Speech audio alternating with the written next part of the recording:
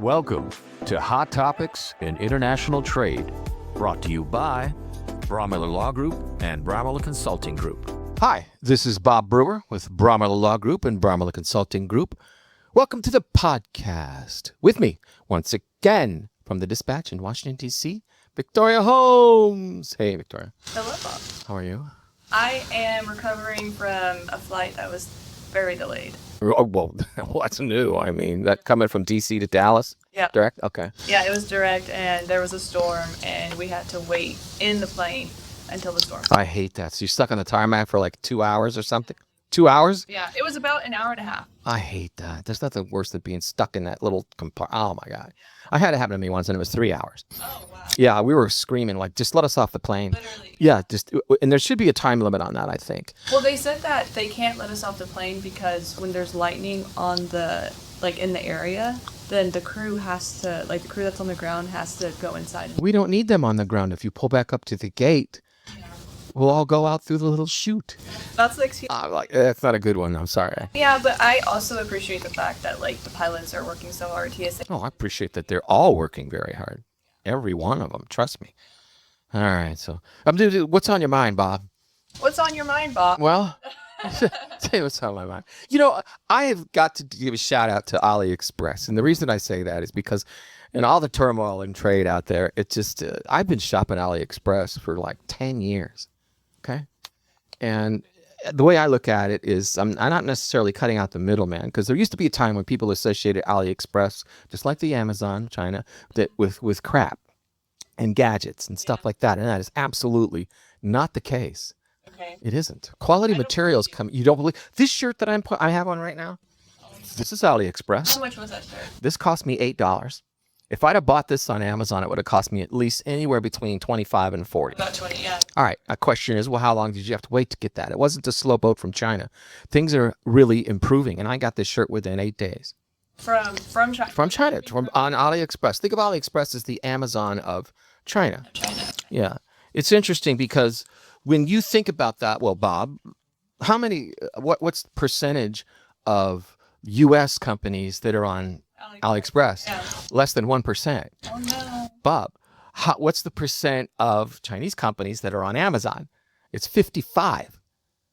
You're already shopping China, kids. And I'm a huge, huge advocate of Amazon. Don't get me wrong. I'm still waiting for Bezos to show up with that Maserati when he looks at how much I'm spending with Amazon. They're at my door every day because I'm lazy or I'm busy or one of the two, and I just click, and they are really good at, hey, Bob. And even, Alexa, sending me messages, do you need more of this, and I'll just put it in your basket for you there. Like, just hold on, Alexa. Let me get back to my desk and I'll check on that. But they've been really good.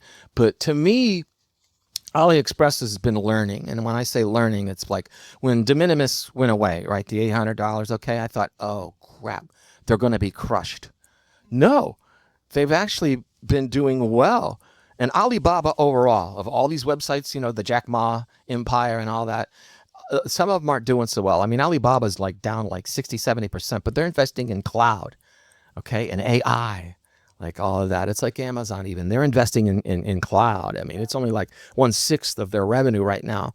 What their revenue is I don't know, 800 billion or something, but it's huge and it's escalating. But so for AliExpress to be doing so well right now with the way things are going is key, because I'm going to still shop at AliExpress. Well, this is Alibaba. This is Jack Ma. Jack Ma's the man. Is he still alive? Yeah, Jack's around. He's just in hiding sometimes because the government came after him a while back. I was like, no, not Jack. He's a big advocate of China. I mean, these are small businesses. So who am I supporting? I mean, I'm shopping Amazon, but I'm supporting 55% of Chinese companies now. Well, Bob, has the de minimis, that going away hurt? Yeah, it did kind of at first, I thought, because now I'm sitting there looking at, and I put this out on LinkedIn if you want to see the whole rundown and details on this, but imagine I'm sitting looking at a shirt like this and some other cool shirts, and I'm thinking, all right, I clicked on it and they're $8. Yoo-hoo! And then I go to the inbox and it's $35 for shipping because it's rolling in the tariffs. I'm like, crap.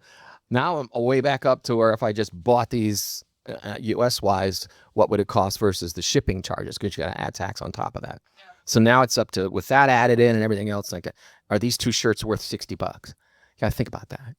It's going to take about 7 days to get them. Because the thing about Amazon is that I can get so many things overnight. Sometimes with the warehouses in Dallas down the street near the airport, which are huge, by the way, I can get stuff in 3 hours. And it tells me on the website. So, but AliExpress has gotten better with that. So you got like over 50 factories now. Okay. So let's say I go on AliExpress and I order from all these different vendors, right? Where they're sending it to a consolidation warehouse now. So I get like this one big box or bag with all these items that I had purchased and I collected based on my zip code within that same time period. And I just open it up and there they are.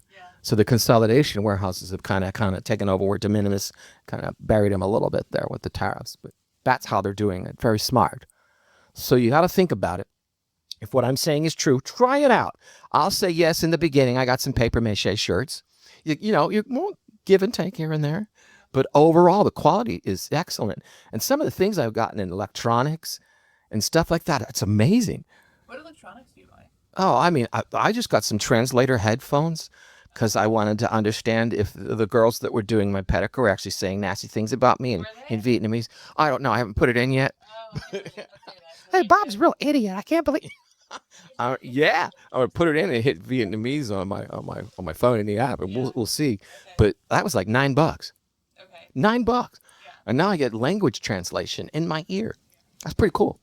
Well, I for me, I am very hesitant about like buying anything from Amazon. I've never bought anything. What? Well, no, mostly because it's more like an ethical thing. Really? Yeah. So I'm more just kind of like I would rather not buy, anything, clothes or the only thing that I really buy from Amazon is like food. Like, well, you're okay. Amazon fresh stuff. Yeah, I do that too. Yeah. They separate it out. If you're just clicking things, they'll put it. Oh, here's a fresh, Exactly. totally separate basket. Exactly. Yeah. All right. So it's mostly like the only thing I buy from Amazon is really food, and then every now and then I will buy a book from Amazon. Well, that's how they started. Exactly. And so that's kind of, and I'm buying a book. I'm supporting. I know the publishers of the book, so I feel good supporting the publishers and the publishing houses and the author and all that kind of stuff. But then, just to kind of push back on that point, of my own point right now, is, I shop mostly at like Nordstrom Rack, at Nordstrom, at the mall. How much of that material is coming from China and how much of that material is coming, so it's, Exactly, because I don't care what brand name's on that. It was made in China well, you feel or an Asian country. Yeah. I bought stuff from Amazon in the past, right? Yeah. And it's like $20 for a nice dress or whatever. Right. And then you go to Nordstrom Rack and it says like, oh, this dress was $500, $600. I'm like, this material is the exact same material that you see on Amazon. That is correct. A lot of times I price it out. I'll look at a shirt on, let's say, AliExpress, and I'll say, I like that. Then I'll go to Amazon and see something very similar. It's like when, I'll tell you this. When I was in London last week, we went to Harrods. Harrods is just absolutely huge. It's nothing but retail, and it's nothing but high-end, and it's nothing but ridiculous as far as prices. I'm standing in a room that's nothing but shoes, tennis shoes, right? And they start at $1,000. Oh my God. Yeah. Dollars or pounds? I mean, we're talking pounds, but still, it's like $1.60 now. You can pay US, you're going to pay a bunch more. Yeah. But it's amazing to me, and I'm like, I looked at everything just for the hell of it, watches and clothes, and it's like, no way. It's too ingrained in my head, like you're saying, that I can get, if not really, and that's eyelash within the quality of this, out there somewhere else and save myself a bunch of money. Because like a lot of people that I know will shop at Shein or Shein, yeah. It's called Shein or whatever, and I could never. I bought like one thing for Shein or whatever Uh-huh. when I was in high school. Okay. Or college, and I was just like, I don't know, but yeah, like a lot of my friends will buy from Shine, and that material, I think it's like like subpar, but then at the same time, like you look at Amazon and like that material is getting a lot better. Yeah. And this is the other thing. So I'll go to like nice places in DC for like work or whatever, and I'll look at the dresses that these ladies are wearing, and I'm like, I know that material is not good. But they paid like a lot of money. Because they want to tell you where they shopped and where they bought it, and if it's got a Gucci logo on it or whatever. Yeah. I'm not a logo buyer. I'm just not. Even if it's Under Armour or something like that, I'm like, come on. Oh, I would buy sports logos. Yeah, like I buy a lot of not Athleta. I do buy some Athleta, and I buy Alo. Okay. But yeah, like I don't know where those materials are coming from. I think Athleta, like they're very good about, well, at least they advertise that they're like the material is second use, like recycled kind of stuff. Okay. So I feel better, but All right. you know, And I will say one thing about, you mentioned, Shane, like Temu, Timo. for the hell of it. So I went to shop on Temu, and there's a warning for you out there. It's like, my God, the pictures that they take of the product, okay, you're going to get a microcosm of that. It's like sample size. I know. Like I bought this little, it's like almost for gardening. It's a pop-up little stool. Yeah, it's made for like maybe a 5-year-old. Oh no. That kind of thing. Like that. Yeah, the picture was so deceiving. So Temu's doing a lot of that crap. You need to stop it, because again, what you're putting out there size-wise is not accurate, and the photo is just, what do you, like 2 inches from it when you shoot it, kind of thing. It's like, that's Temu. But I have been experimenting with that as well, because it's amazing. I'm like, how the hell can you sell this for only $2? Well, yeah, and I'm like, oh, now I get it. Like, I bought this really cool wrench, and the way they filmed it, it was like, wow, look at the torque on that thing and the size of that thing. I got it, and it was like for this big, like 2 inches, 3 inches, maybe. How big is your closet? I'm much close to you. This is honest to God truth. I cannot fit another shirt in my walk-in closet. I have more clothes than any man should have. I have more shoes than, I'd say, any man. I feel like I see you with a new outfit every time. Yeah, I could go right now probably 3 years and not wear the same shirt twice. Wow. Yeah, that's just crazy. But that, kudos to AliExpress and Amazon, and especially AliExpress. They're always big in my inbox. Hey, Bob, did you see this? And I'm like, wow, that's cool. So, and sometimes I just get bored at my desk. I want to take a break from work, and then I just go shopping. Yeah. I like to do that. Like, hey, I need that. Yeah. And it makes it easy, too, that sometimes, what I have forgotten is I've got like 3 of the same shirt now, because, well, I didn't get up off my butt and go back in my closet and look, do I already have that? Yeah. So I have made that mistake. But I got tools out the wazoo now as far as around the house that I can use and stuff. That's been really good for that. And some of them are damn good. I just bought a jackhammer recently. I gotta replace some poles that the storm blew over, but the concrete's deep. And I bought that thing on AliExpress for like $100. It would have cost me $400 had I bought it here. I checked that out.